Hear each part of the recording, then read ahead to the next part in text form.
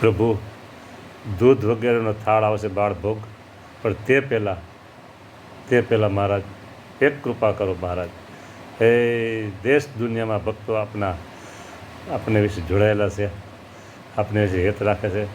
કૃપા કરો અને દેશ દુનિયામાં મહારાજ તમારા દર્શન બધાય પામે મહારાજ, દર્શન પામે.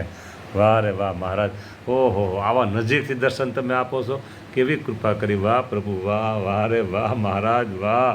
નજીકથી ભક્તો દર્શન કરે સુખિયા થાય.